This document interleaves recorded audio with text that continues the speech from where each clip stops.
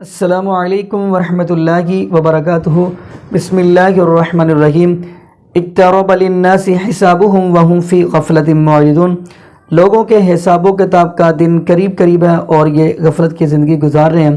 تو ناظرین، آج ہم بات کرتے چلیں کہ آج اس ملک پاکستان کے اندر بلکہ پوری دنیا کے اندر یہ آزمائش کرونا وائرس، اب تو نئے نئے نام آ گئے ہیں۔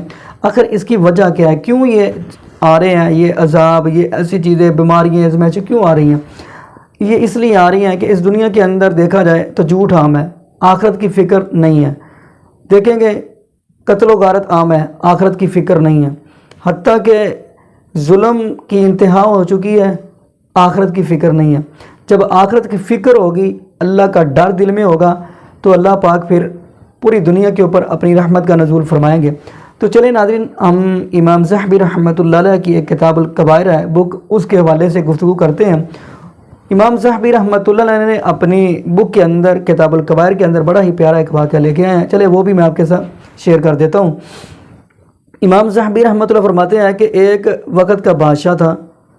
تو دیکھو، اللہ پاک نے اگر کسی کو بادشاہت عطا کی ہے، اگر اللہ پاک نے کسی کو مال دیا ہے، یا کسی کو وزیر اعظم بنا دیا ہے، کسی کو MNA بنا دیا ہے، کسی کو MP بنا دیا ہے، تو اس کا مطلب یہ نہیں ہے کہ وہ غریبوں کے ظلم کیا جائے۔ اس کا مطلب یہ نہیں ہے کہ غریب ہے تو اس کو جانے ہی نہ، اس کا احساس نہ کرے۔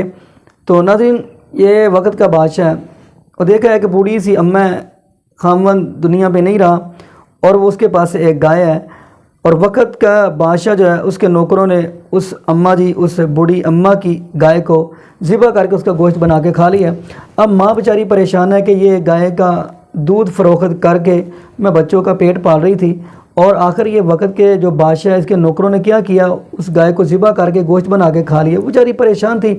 تو اب چلتی چلتی وہ لوگوں سے بات کرتی ہے کہ مجھے بتائیں، میں بادشاہ سے ملاقات کرنا چاہتی ہوں، میں اس کو بتانا چاہتی ہوں۔ تو لوگوں نے بتایا کہ بادشاہ فلاں پل پہ آتے ہیں، آپ وہاں پہ چلی جاؤ۔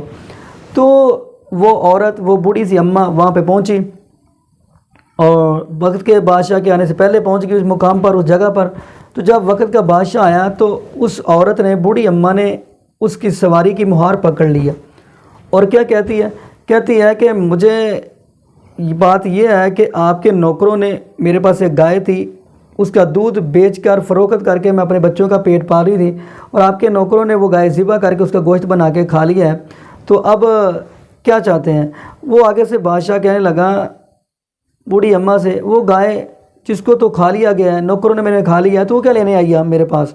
تو آگے سے اس نے کیا کہا؟ وہ بوڑھی اماں کہنے لگی بادشاہ سے کہ آیا کہ تو اس پل پہ مجھے حساب دے گا، یا آخرت کے دن پل صراط پہ حساب دے گا؟ اب بادشاہ کی چیخیں نکل گئی ہیں۔ ہمارے تو خیر کسی وزیر اعظم کی اللہ کا دل میں ڈر اور خوف اگر ہوتا تو یہ کبھی بھی غریب عوام پہ ظلم نہ کریں، بلکہ ان کے دل میں خدا خوفی ہو، اللہ کا ڈر ہو، آخرت کا فکر ہو، تو یہ ضرور اپنی رعایا کا خیال رکھیں، اپنی قوم کا خیال رکھیں۔ لیکن دل کے اندر خدا خوفی نہیں ہے، ڈر نہیں ہے، اس لیے تو ملک کا بیڑا غرق ہو چکا ہے۔ کرونا وائرس آ گیا جی، فلاں آ گیا، فلاں آ گیا۔ تو یہ وقت کا بادشاہ کے دل کے اندر ڈر پیدا ہو گیا، اللہ کا خوف پیدا ہو گیا۔ تو کیا کہتا ہے؟ کہتا ہے اس بوڑھی اماں سے، اماں جی آپ مجھ سے اسی پل پہ حساب لے لیں، مجھ سے آخرت والے دن پل صراط سے مجھے اسے حساب نہیں دیا جائے گا۔ تو ناظرین، دعا کریے گا ہم بھی، جو اللہ پاک نے ہمارے اوپر حکمران کو مسلط کیا ہے، اللہ پاک ان کے دل میں بھی آخرت کا فکر پیدا کر دے، اور اللہ پاک ان کے دل میں بھی اللہ کا خوف پیدا کر دے، تاکہ وہ غریب عوام کا سوچیں۔ اور بلکہ دیکھیے، جیسا کہ میرے ذہن میں ایک اور بات آ گئی، جیسے یہ میڈیا نے کرونا پھیلایا تھا، کاش وہ جہنم کا بار بار یہ بات کہتے تو ہر بندہ ہی اللہ سے ڈرنے لگ پڑتا، ہر بندے کے دل کے اندر خدا خوفی ہو جاتی، ہر بندہ اللہ رب العالمین کے سامنے جھکنے والا بن جاتا، ہر بندہ ہی نمازی بن جاتا۔